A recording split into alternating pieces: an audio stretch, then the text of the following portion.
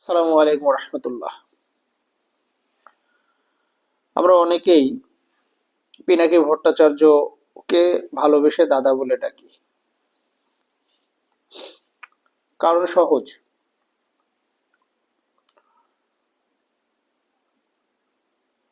এমন খুব কম মানুষই আছেন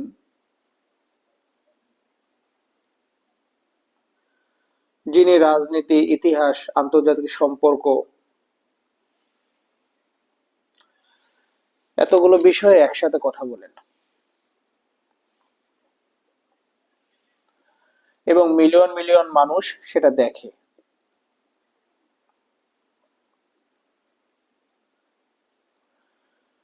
কিন্তু প্রশ্ন হচ্ছে, ভক্ত হওয়া মানে কি তার সব কথাই একমত হওয়া?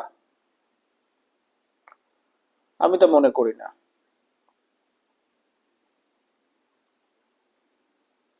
আর এ কারণেই আজ আমি দাদার এমনই একটি বক্তব্যের সাথে ডিসঅ্যাগ্রি করব।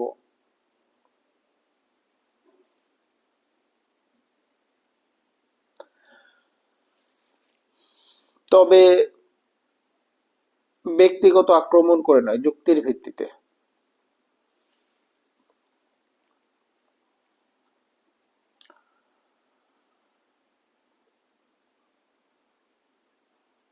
আলোচনার শুরুতে মূল আলোচনায় ঢোকার আগে আগে বিষয়টা ক্লিয়ার করে নিই।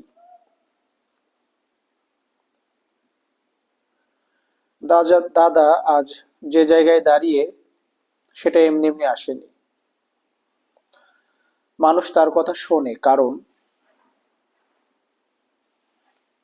তিনি কনফিডেন্ট, ক্লিয়ার ভাষায় কথা বলেন এবং অনেক সময় আনকমফোর্টেবল ট্রুথ অনায়াসে বলে ফেলেন।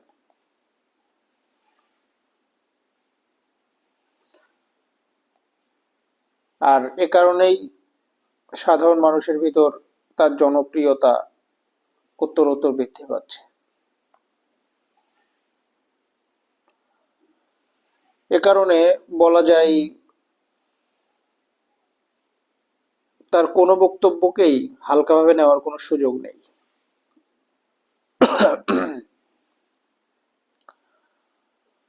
আসুন এবার মূল প্রসঙ্গে আসি।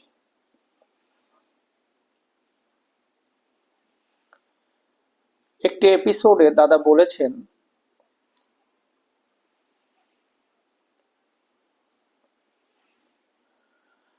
সাবেক বিএনপি নেত্রী রুমিন ফারহানা আসলে আওয়ামী লীগের পারপাস সার্ভ করেন বিএনপির ভেতরে থেকে,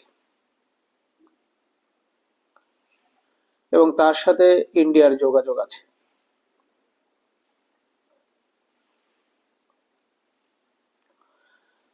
আমি জানি না দাদার কাছে এ বিষয়ে কি পরিমাণ তথ্য প্রমাণ আছে, কিন্তু একজন দর্শক হিসেবে, একজন নাগরিক হিসেবে দাদার এই অবজারভেশনের সাথে আমি একমত নই। এবং কেন একমত নই সেটাই এখন ব্যাখ্যা করব।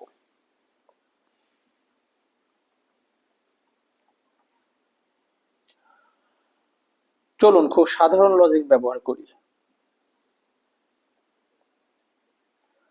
যদি রুমিন ফারহানা সত্যিই আওয়ামী লীগের পারপাস সার্ভ করতেন, অথবা অথবা ভারতের এজেন্ট হিসেবে কাজ করতেন, তাহলে প্রশ্ন হচ্ছে, বিএনপি কি তাকে নমিনেশন দিত না? বাস্তবতা কি? বিএনপি তাকে নমিনেশন দেয়নি। তিনি পরে স্বতন্ত্র প্রার্থী হিসেবে দাঁড়িয়েছেন এবং সেখানেও তাকে নানা রকম বাধার সম্মুখীন হতে হচ্ছে।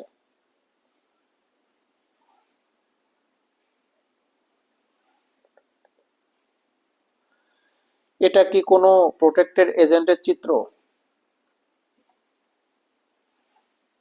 আমার কাছে তা মনে হয় না।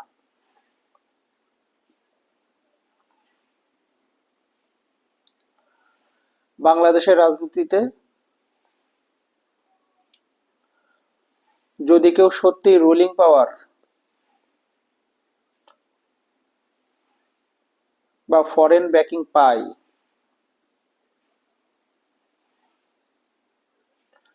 তাকে সাধারণত এভাবে একা করে দেওয়া হয় না।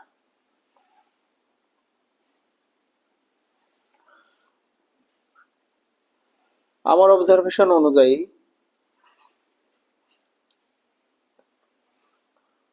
রুমিন ফারহানা একজন আউটস্পোকেন স্পোকেন মানুষ। আমার অবজারভেশন অনুযায়ী রুমিন ফারহানা একজন খুব আউটস্পোকেন মানুষ। অনেকে এটাকে নারীবাদ বলেন, আবার অনেকে এটাকে ওভার ইমোশনাল বলেন।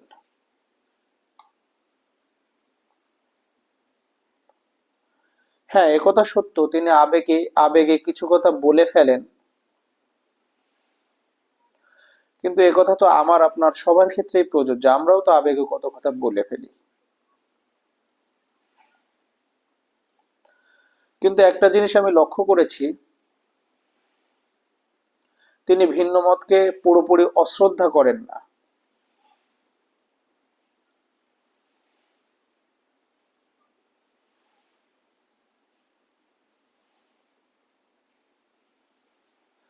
তার ক্রিটিসিজমের একটা কনসিস্টেন্সি আছে, কিন্তু ডাবল গেম খেলার ক্লিয়ার প্যাটার্ন নেই।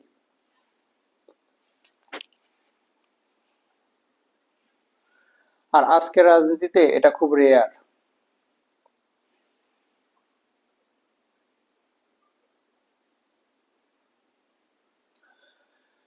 ইন্ডিয়ার আওয়ামী লীগের সাথে ইন্ডিয়া আর আওয়ামী লীগের সাথে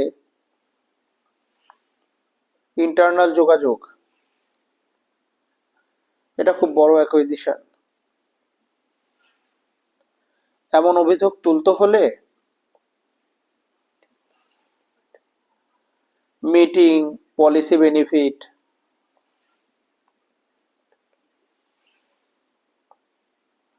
বা ক্লিয়ার পলিটিক্যাল পে অফ,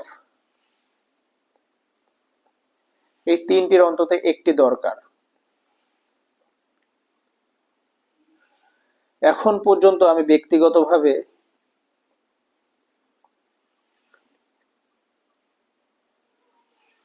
এমন কোনো ক্রেডিবল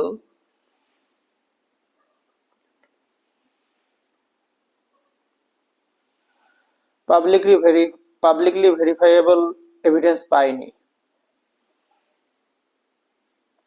যার ভিত্তিতে নিশ্চিতভাবে বলা যায়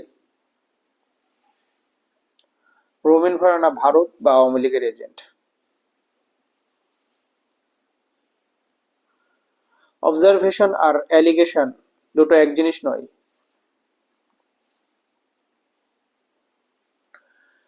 শেষে একটা কথা পরিষ্কার করে বলতে চাই,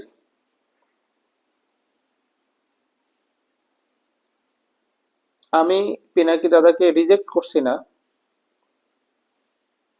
আমি এখনো মনে করি তিনি বাংলাদেশের পাবলিক ডিসকোর্সের জন্য খুবই গুরুত্বপূর্ণ। কিন্তু গুরুত্বপূর্ণ মানুষ বলেই তার প্রতিটি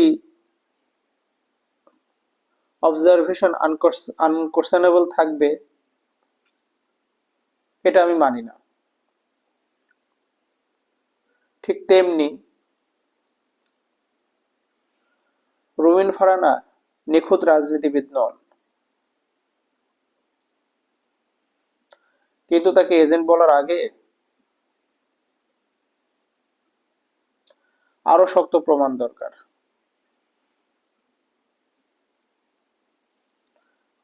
রাজনীতিতে আবেগ দরকার, কিন্তু বিচার দরকার তার থেকেও বেশি। আপনাদের কি মনে হয় কমেন্টসে জানান।